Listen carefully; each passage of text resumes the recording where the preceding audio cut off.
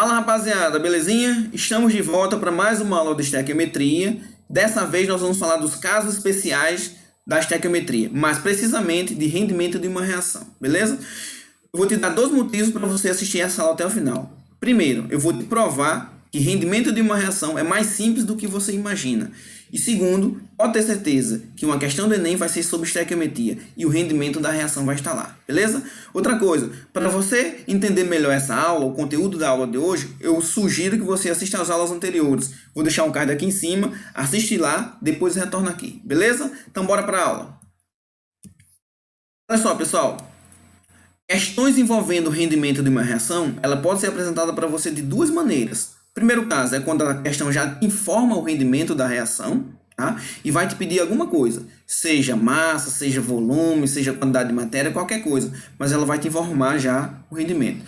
E no segundo caso é quando ela pede o rendimento dessa reação. Nesse caso ela já vai te informar a massa, mas ela vai perguntar qual o rendimento dessa reação. Tá certo?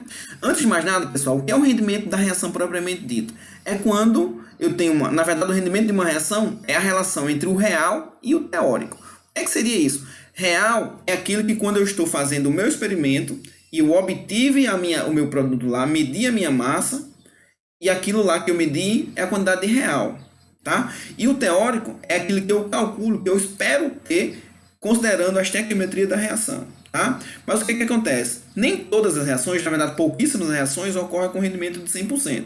Por quê? Porque geralmente vai ter uma perda, geralmente tem um contaminante, geralmente a relação estequiométrica não é correta, tá certo? Então geralmente a gente não tem reações que envolvam 100% de rendimento, beleza?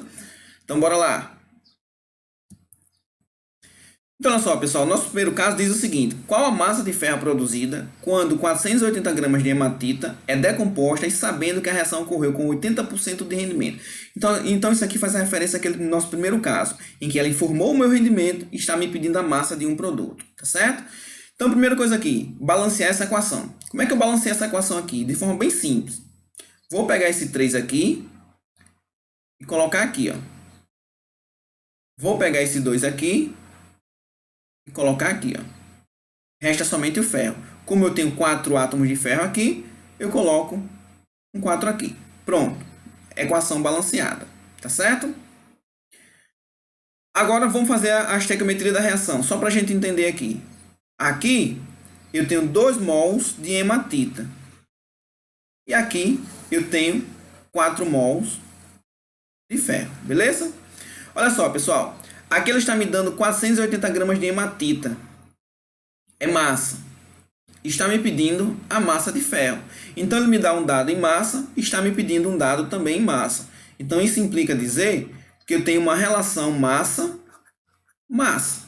Beleza? Então, a gente não precisa converter nada, porque os dados já estão aqui prontinhos para nós. Tá? Vamos montar a nossa regra de 3? Para a gente montar a nossa regra de 3, eu preciso extrair e montar a minha primeira linha.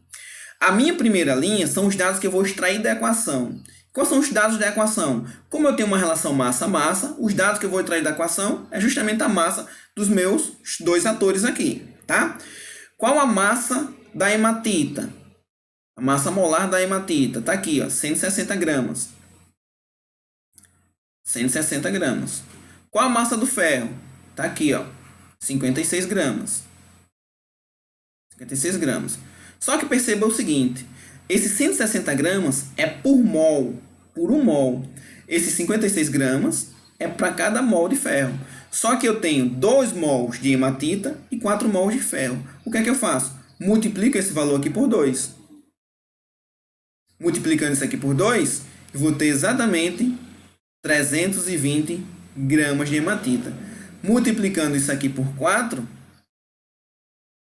eu vou ter exatamente 224 gramas de ferro, beleza? Perceba, pessoal, que essa é a nossa primeira linha da nossa regra de 3. Como a gente já aprendeu, esses aqui eu extraí da equação, beleza? E a nossa segunda linha, como é que nós montamos a segunda linha? É com os dados que a questão nos forneceu. Quais são os dados que ela forneceu? 480 gramas de hematita. Então, ela me diz que tem 480 gramas de hematita e quer saber quanto de ferro foi produzido. Beleza? Olha só como é simples isso aqui. Só fazer a regra de 3 agora. Então, x vai ser igual a 480 vezes 224 sobre 320. Isso aqui vai ser exatamente igual a 336 gramas de ferro. Beleza? Então, olha só, pessoal. O que é que significa esse valor aqui? Esse valor significa que eu iria obter 336 gramas de ferro se a reação se processasse com um rendimento de 100%. Então, esse valor aqui meu, ó, é o meu valor teórico. Certo? É o meu valor teórico. E o que ele quer, na verdade, é o real. Tá? O real, quem vai me dar essa resposta vai ser o rendimento da reação. Então, olha só. 336 gramas era se a minha reação fosse com um rendimento de 100%. Mas aí o problema me diz que o rendimento da reação foi, na verdade, 80%. Então, isso aqui implica dizer que eu vou ter quanto? Um valor x. X vai ser igual a 80 vezes 336. Tudo isso aqui dividido por 100. Isso aqui é igual a 268,8 gramas de ferro. Então, esse valor aqui é o valor real. Certo? Esse valor aqui seria o valor teórico, que é aquilo considerando que a reação ocorreu com um rendimento de 100%. Beleza? Finalizou a questão aqui. Não tem mistério nenhum nesse tipo de questão aqui. Então, pronto. Resolvemos aí. Vamos para o segundo exemplo. O segundo caso, no segundo caso, ele vai te pedir o rendimento da reação. É a segunda abordagem que nós vamos fazer. Então, olha só. A questão diz o seguinte.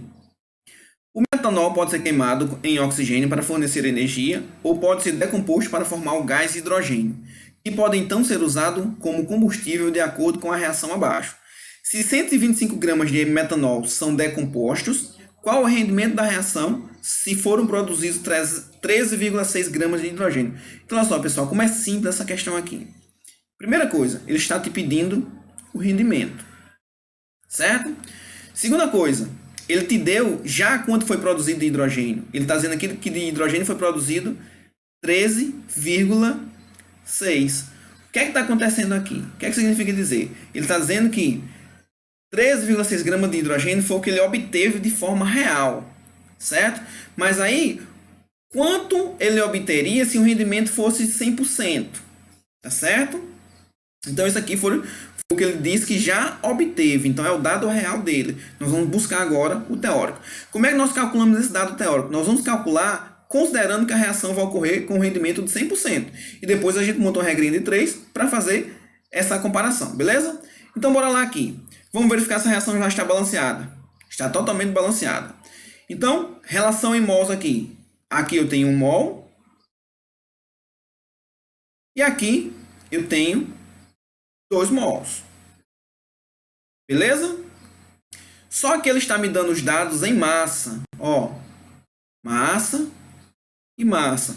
Então, mais uma vez aqui, eu tenho uma relação que é massa, massa. Certo? Então, não tem mistério, a gente só vai pegar as massas molares agora, que é extrair os dados da equação. Então, 1 mol de metanol é quanto? 32 gramas. Tá aqui, ó. 1 mol de hidrogênio é quanto? 2 gramas. Tá aqui, ó. Para o metanol, eu tenho 1 mol, então vai continuar 32 gramas. Só que para o hidrogênio eu tenho 2 mols, então vou multiplicar isso aqui por 2.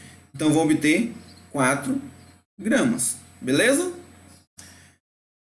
Ele diz o seguinte, ó, que reagiu, na verdade, 125 gramas de metanol. Essa já é a nossa primeira linha da regra de 3.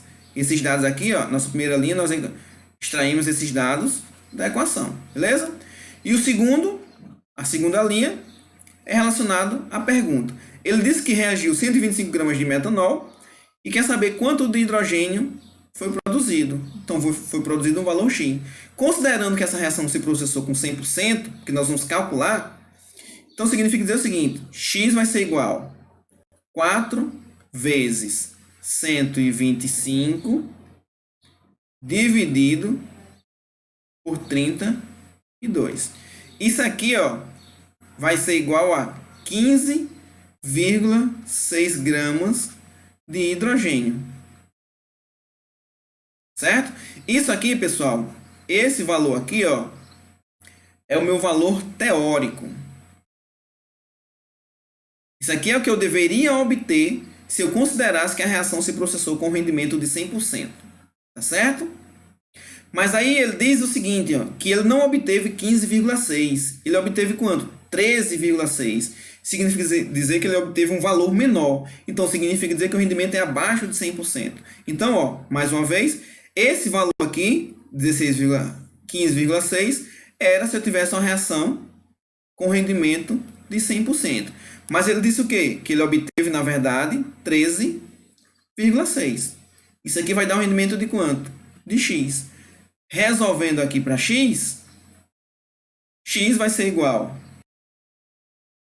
a 13,6 vezes 100, tudo isso dividido por 15,6. Tá certo? Então, X vai ser igual a 87,2%. Então, o rendimento dessa reação se processou com rendimento de 87,2%. Beleza, pessoal? Bem simples essa questão, não tem mistério a questão de rendimento, tá? Nós vimos aqui dois exemplos que podem ser cobrados para você. O primeiro, ele vai te dar o rendimento, no segundo, ele vai te pedir o rendimento. Mas a forma de resolução é praticamente a mesma. No primeiro caso, nós calculamos considerando que a reação se processou com 100%, e aqui nós também calculamos considerando que a reação se processou com 100%, tá certo? Olha só, um outro ponto aqui que eu não falei para vocês. Ele já deu aqui, quando ele pede o rendimento, ele já te dá o valor do que ele obteve. Então, é por isso que você vai calcular novamente para saber se aquilo que ele obteve foi com 100% ou não. Belezinha? Tranquilo, pessoal? Bem simples.